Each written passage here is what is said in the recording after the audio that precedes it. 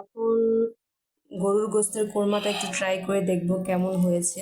আমার পছন্দের লাল চালের ভাত দিয়ে মাংসটাও মাশাল্লাহ গলে গেছে। উম আলহামদুলিল্লাহ, অনেক মজার হয়েছে তরকারিটা। গরম গরম ভাত দিয়ে সেই লাগতেছে। তো এখানে আমি মশলাগুলো নিয়ে নিয়েছি গরুর মাংসের সাদা কোরমা করার জন্য। যা যা উপকরণগুলো, পেঁয়াজ কুচো নিয়েছি, তারপরে কাঠবাদাম, কাঁচামরিচ, জিরা, গোলমরিচ, জয়ফল, জয়ত্রী আর পেঁয়াজ। তো এগুলো আমি ব্লেন্ডারে একটা সুন্দর করে পেস্ট করে নিব। তো আমি মাংসটাকে ভালো করে ধুয়ে নিয়েছি।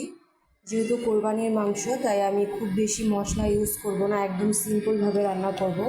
এখানে দেখতে পাচ্ছেন দুধ। তো প্রথমে আমি দুধটা ঢেলে দিব। দুধটা ঢেলে দিলাম। তারপরে আমি যে মশলাটা পেস্ট করে নিয়েছিলাম ব্লেন্ডারে, এখন এই পুরো মশলাটা আমি মাংসের মধ্যে দিয়ে দিব। তো একে একে বাকি মশলাগুলো আমি দিয়ে দিয়েছি। স্বাদ অনুযায়ী লবণ, আদা রসুন বাটা, গরম মশলা, তেজপাতা সব কিছু আমি অ্যাড করেছি, আর ধনিয়া গুঁড়া। যেহেতু আমি এটা সাদা কোরমা করব গরুর মাংসের, তাই আমি কোনো হলুদ মরিচ অ্যাড করব না। কাঁচা মরিচটা এখানে দিয়েছি। এখন আমি এটাতে সরিষার তেল ঢেলে দিব। মাস্ট সরিষার তেলটা ইউজ করতে হবে। সরিষার তেলটা দিয়ে রান্না করলে এই মাংসের টেস্টটা ভালো আসে, আর সরিষার তেল স্বাস্থ্যকর। তো আমি এখন সরিষার তেল দিয়ে ভালো করে মাংসটাকে মেরিনেট করে চুলায় বসিয়ে দিব। পরিমাণ মতো তেল দিয়ে দিব এখন। তো আমার তেল দেওয়া হয়ে গেছে। এখন আমি মাংসটাকে ভালো মতো মেরিনেট করব।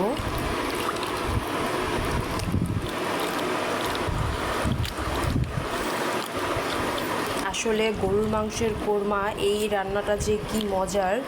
ফার্স্ট টাইম আমি যখন রান্না করেছিলাম, ঘরের সবাই খুব পছন্দ করেছে, বলেছে যে আবারও রান্না করতে। তাই ভাবলাম যে কোরবানির মাংস দিয়ে আবারও এই সাদা কোরমাটা করি। এটার মধ্যে অবশ্যই হলুদের গুঁড়া আর মরিচের গুঁড়া অ্যাড করবেন না, বাদাম বাটা একটু বেশি দিলে টেস্টটা ভালো আসবে।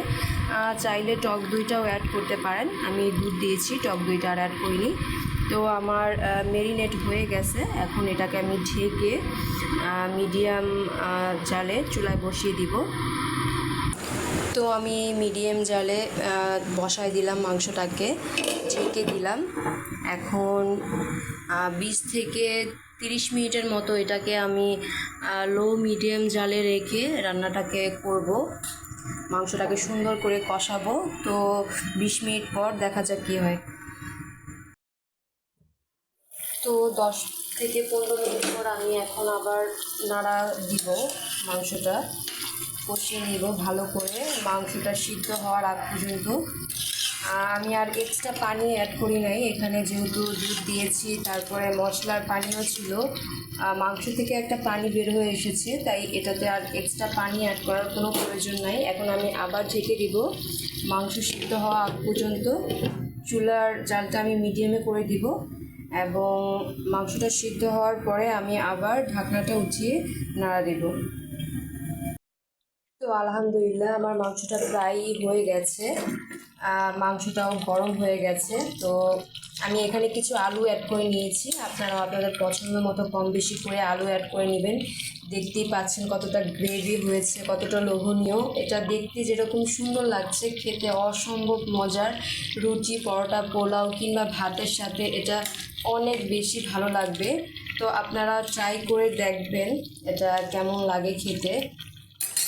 আলহামদুলিল্লাহ, ফাইনালি তরকারিটা হয়ে গেছে। মাংস তরকারিটা আমি কিছু আলু অ্যাড করে দিয়েছিলাম মাঝখানে। আপনারা চাইলে আপনাদের পছন্দ মতো কম বেশি আলু অ্যাড করে দিতে পারবেন, এতে টেস্টটা ভালো আসবে। রুটি, পরোটা, পোলাও, ভাত, যে কোনো খাবারের সাথে এই মাংসের তরকারিটা অসম্ভব মজার লাগবে। অবশ্যই আপনারা বাসায় ট্রাই করবেন এবং আমাকে কমেন্ট করে জানাবেন কেমন হয়েছে খেতে। তো অলমোস্ট ডান, আমার তরকারিটা হয়ে গেছে, মাংসটাও নরম হয়ে গেছে।